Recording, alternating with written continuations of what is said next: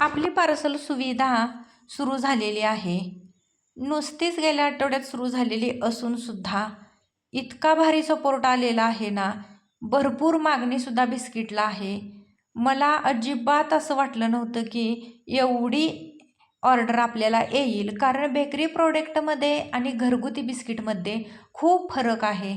आणि बऱ्याच ऑर्डरी आपल्या पोहोचलेल्या आहेत आणि ताईंनी खूप छान छान रिप्लायसुद्धा दिलेले आहेत. ते रिप्लाय त्यांचे बघूनच मला खरंच इतकं भारी वाटलं ना, की प्रामाणिकपणा जो आपण दाखवलेला आहे त्याचीही पोचपावती आलेली आहे असं मला ते वाटलं. आणि ज्या ताईंना अजून ऑर्डर मी द्यायची बाकी आहे त्यांच्यासाठी आजचा व्हिडिओ आहे. ही गव्हाच्या पिठाची आपण बिस्किट बनवणार आहे. या बिस्किटामध्ये मी काय काय वापरते ते पाहण्यासाठी हा व्हिडिओ आहे. बऱ्याचशाच ताईंना ऑर्डर पोचलेली नाही, तर ती मी सोमवारी टाकणार आहे, म्हणजे उद्या. त्यांचं पेमेंटसुद्धा मला आलेलं आहे.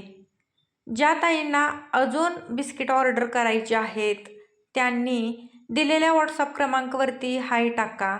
सगळ्या वेगवेगळ्या प्रकारच्या बिस्किटाचे रेट येतील आणि त्याच्यावरती तुम्ही बुकिंग करू शकता. ज्या ताईंचं पेमेंट झालेलं आहे ना, त्यांनाच ही सोमवारी बिस्किट पार्सल मी टाकणार आहे. आता या बिस्किटमध्ये जायफळ, वेलची, बारीक केलेली पिठी साखर आणि भरपूर असं गावरान रवाळ घरगुती तूप घातलेलं आहे. जेव्हा मी तूप घालत होते ना, तेव्हा किचनमध्ये होते. तिथं सगळं मटेरियल होते म्हटल्यानंतर मी तिथंच जे मेजरमेंट टाकायचं होतं त्यासाठी मी गेलेले होते.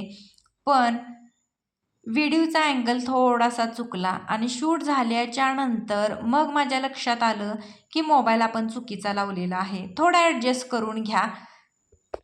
आता यामध्ये नेहमी पावडर वापरते तीच वापरणार आहे. त्यानंतर दळून आणलेलं गिरणीतून पीठ आहे ते सुद्धा यामध्ये घालायचं आहे. दूध लागणार आहे आपल्याला. एवढंसच मटेरियल यामध्ये वापरणार आहे, बाकी काही सुद्धा वापरणार नाही. बऱ्याचशाच ताईंनी बिस्किट ऑर्डर केलेली आहे ना, त्यांच्यासाठीच त्यांना समजावं की या बिस्किटमध्ये मी काय काय वापरते, त्यासाठी हा व्हिडिओ आहे. आता ऑर्डरीमध्ये आपल्याला बेसन नानकटाई, नाचणी बिस्किट, शिवाय मैदा नानकटाई आणि रोट एवढ्या ऑर्डरी आहेत. त्या सगळ्या ऑर्डरी मी सोमवारी टाकणार आहे आणि तुम्हाला दररोज हे व्हिडिओ पाहायला मिळतील. नाचणी बिस्किट, मैदा नानकटाई, बेसन नानकटाई आणि रोट यासुद्धा रेसिपी तुम्हाला पाहायला मिळतील, कारण या सगळ्या रेसिपी मी बनवलेल्या आहेत ऑर्डरीसाठी आणि त्याच तुम्हाला पाहायलासुद्धा मिळणार आहेत. त्यामध्ये मी काय काय वापरलेलं आहे म्हणून, फक्त काय वापरलेलं आहे हे तुम्हाला मी सांगू शकते, व्हिडिओ मार्फत दाखवू शकते. फक्त मी त्याचं प्रमाण सांगणार नाही, हे मी पहिल्यापासून सांगत आलेली आहे.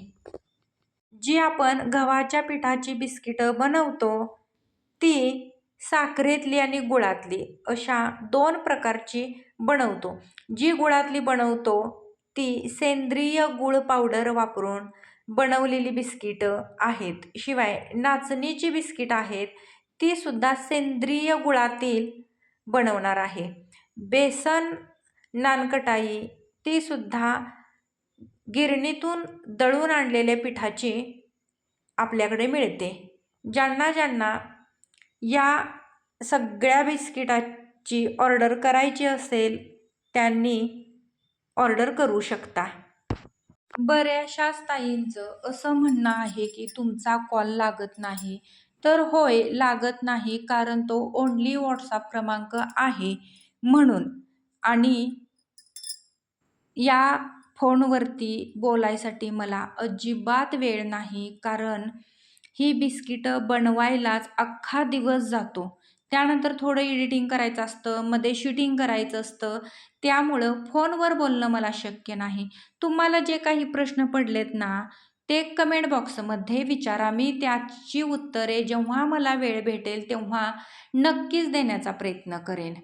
शिवाय तुम्हाला पार्सलविषयी काही बोलायचं आहे ना, तर ते तुम्ही व्हॉट्सअपवरती मेसेज करून त्याच्यावरती विचारू शकता. जे पार्सलचे प्रश्न आहेत ते तुम्ही व्हॉट्सअपवरती विचारा. रेसिपीविषयी प्रश्न आहेत बिस्किटाविषयी ते तुम्ही कमेंट बॉक्समध्येच विचारा, म्हणजे त्याची उत्तरं मी तुम्हाला देईन. नाहीतर असं करू नका की जे तुम्हाला बिस्किटाविषयी माहिती आहे ती तुम्ही व्हॉट्सअपवरती, मी अजिबात त्याचं उत्तर देणार नाही. तुम्ही कमेंट बॉक्समध्येच प्रश्न विचारा, तिथं मी उत्तर देईन. कारण कमेंट बॉक्समध्ये जर तुम्ही एखादा प्रश्न विचारलासा, त्याचं मी जर उत्तर दिलं तर बऱ्याचशाच ताईंना ते उपयोगाचं होणार आहे. तुमच्या डोक्यात कोणता प्रश्न आहे तो प्रश्न दुसऱ्या ताईच्या डोक्यात नसणार आहे. त्यामुळं तो प्रश्न तुम्ही कमेंट बॉक्समध्ये विचारा, मी त्याचं उत्तर नक्की देण्याचा प्रयत्न करेन.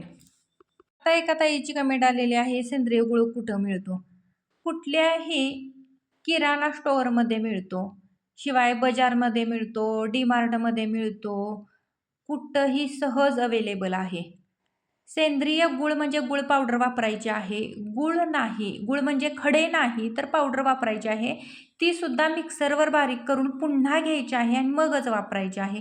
तरच बिस्किटं चांगली होतात, नाहीतर अजिबात चांगली होत नाहीत. दुसऱ्या एका ताईची कमेंट आलेली आहे की मला हा व्यवसाय करायचा आहे, व्यवसाय चालेल का? तर त्यांना मी एवढंच सांगू शकते, हे तुमच्यावरती डिपेंड आहे. तुमचं लोकल कसं आहे, तुमचं मार्केटिंग कसं आहे याच्यावरती अवलंबून आहे. मला मार्केटिंग करायची गरज अजिबात पडलेली नाही. मी मार्केटिंग केलेलं नाही. जेव्हा मी बिस्किटचा व्यवसाय कोरोनामध्ये सुरू केला ना, तेव्हा फक्त आहोंच्याकडं मोबाईल होता. त्यांच्या मोबाईलवरून स्टेटस लावलेला. स्टेटस लावणं खूप फॅशन होती तेव्हा, वेगवेगळ्या पदार्थाचे स्टेटस लावत होते. तसं आहोंच्या मोबाईलवरती सुद्धा मी स्वतः लावलेला स्टेटस आणि त्याच्यावरूनच मला बिस्किटची ऑर्डर येत होती. त्यानंतर हळूहळू जसजसा प्रचार होत जाईल तसतसं मला कस्टमर स्वतःहून विचारायला यायला लागलं की बिस्किट कशी बनवता, काय करता? ते आजपर्यंत तसंच सुरू आहे. अजिबात मी मार्केटिंग केलेलं नाही. यूट्यूबवरती सुद्धा मी मार्केटिंग केलेलं नाही. जसजशी पार्सल सुविधा सुरू केलेली आहे बघा, तसं मी त्याविषयी बोलते. पण सुरुवातीला अजिबात बोलत नव्हते. फक्त मी डेली व्लॉगचं माझं चॅनेल आहे आणि त्यातून डेली व्लॉग म्हटल्यानंतर बिस्किट करणं हे माझं काम आहे, म्हणून मी ती रेसिपी शेअर केली. तर ती खूप सगळ्यांना आवडली आणि टर्निंग पॉईंट झालेला आहे माझ्याबद्दल असं मी म्हणू शकते. कारण डेली व्लॉग एका साईडला होता आणि हे रेसिपीमध्ये माझं चॅनेल गेल्यासारखं काम झालेलं आहे.